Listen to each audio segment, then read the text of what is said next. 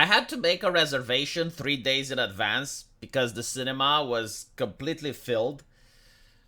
This never happened to me before with any movie ever. But I guess it makes sense because it piggybacks on the first one. You have James Cameron as the name. And it is a pretty movie. I'm not gonna lie. If you go and you watch it in the cinema with the 3D glasses and everything, it uses some new technology that makes all the scenes look that much better. So it's got like pretty cinematography.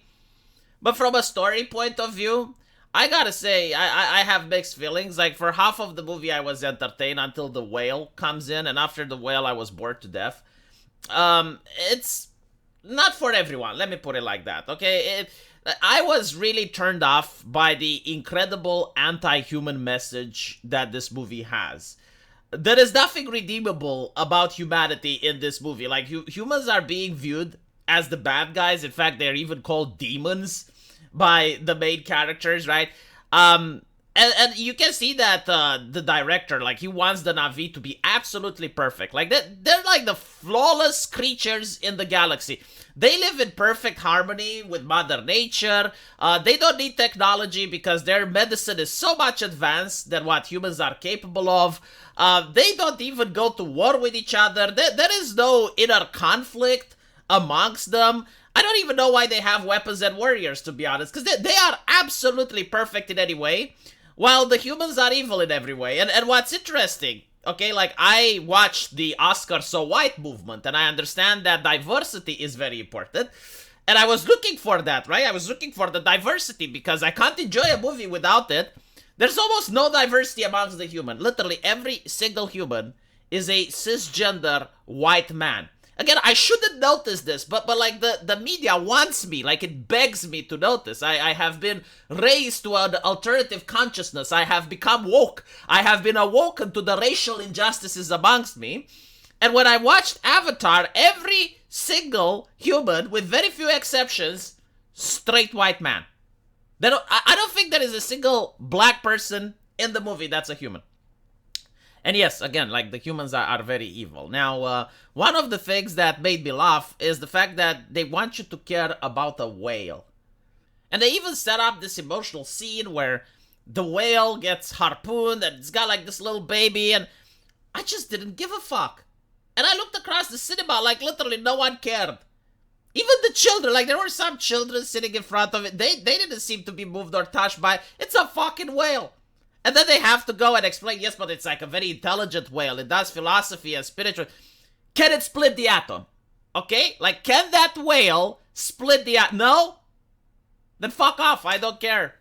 If it was a dog, a cat or something, maybe you could have got some emotional reaction from the people watching it. But it's a whale. It has like a really big empathy in its brain. Okay, can it use that empathy to split the atom? Then maybe it can get the humans to fuck off from its planet. And by the way, I think like this is the only movie where I rooted for the bad guys. Like, I really like the bad guys more than the good guys. I mean, look, the Earth is dying, right? Terra Invicta, motherfucker. I don't fucking care about all these aliens and the blue smurfs and shit. The Earth is dying, okay? Like, it's a life or death situation. The struggle for survival. This is evolution, you know? Like, all these three hippie-hugging Mother Nature lovers. Oh, you like Mother Nature? Okay, then survival of the fittest, then. You know, you use your empathy to fight against the sky people. So that was, like, my thoughts about the story. Then there was, like, James Cameron in an interview saying that he had to remove, like, 30 minutes of gunplay or something. And I kind of get it. I mean, the movie is very long. You need to have a very powerful bladder if you're planning to drink anything during the movie. And I actually looked to see how much gunplay it has. And the answer is, because like a lot of people who saw it's like, it's got a lot of gunplay. It doesn't really have that much gunplay, right? If you look at it carefully, there are a couple of scenes where people fire rifles. But overwhelmingly, they're firing rockets, they're firing harpoons, explosions, literally anything besides the gunplay. And what I liked is that at the end of the movie, you have like a 30-minute knife fight. And I'm thinking like, okay, Cameron, so you're saying that gun violence is dangerous for Americans, but are you planning to screen this movie in London? It's got knife violence. Got knife violence, Cameron? Like, is it safe for the people in UK to see this? And then it has some really cringe moments as well. The one that made me cringe the most, and I think like this must be a fetish. I think this must be a fetish because I seen it in Wolfenstein as well. The pregnant woman going to battle fetish.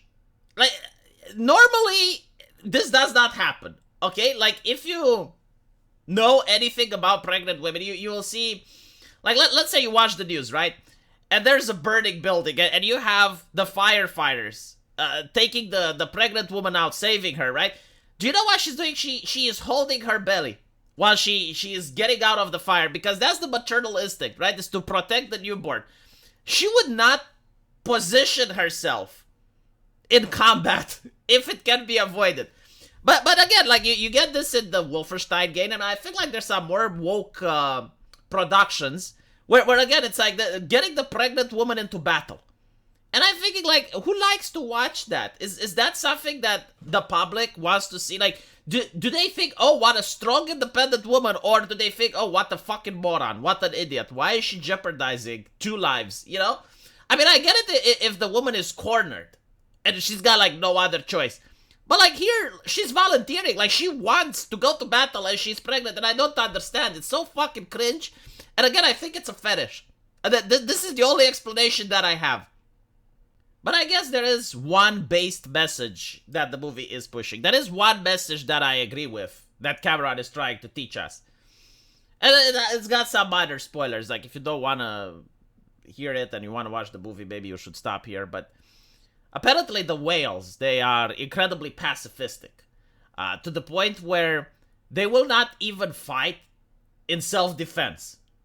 So, like, even when a whale is being attacked and it's being harpooned, it's mentally retarded, right? Like, it's going to sit to its principles and not do anything. And because of that, the whales were getting wiped out, right? And the humans were even sadistic. They were enjoying the suffering of the creatures. Which makes sense, right? Because, like, weakness invites aggression. That is the rule of nature. And it's only towards the end of the movie that they start fighting back. And I'm thinking, like, you know what? This is actually a good philosophy. Like, if your morals are making you lose against aggression, like, the other side just doesn't care about your morals at all, and they will do absolutely anything to wipe you out, then yeah, in that situation, I think, like, you need to stop having your morals. Because, like, the whales would be on a mountain of corpses, but at least they get to keep their morality, right? So no, I do agree with that message, right? When it's a fight for survival, maybe your principles can be placed aside until you settle the fight. And after you settle the fight, you can gain your principles again, right? Because among the whales, right, they have the principles that they do not attack each other. And that was just among the whales. But when you have an opposing team like the humans that are coming in and they start hunting the whales and they do not abide by those principles, then the only solution is to leave your principles behind so you can actually have the conflict. Because otherwise there will be no conflict. There will just be a slaughter. So I agree with that point in the movie. That was really well made. And the Na'vi as well. You know, the Na'vi were peaceful. They didn't want to attack. But towards the end of the movie, they're like, okay, well, we need to fight this shit because otherwise we're getting wiped out. And I'm like, okay, yes, no, that is a good message. That I stand with that. Good job, Cameron. Let me know what you guys think, though. And as usual, I will see you in the comment section. Take care.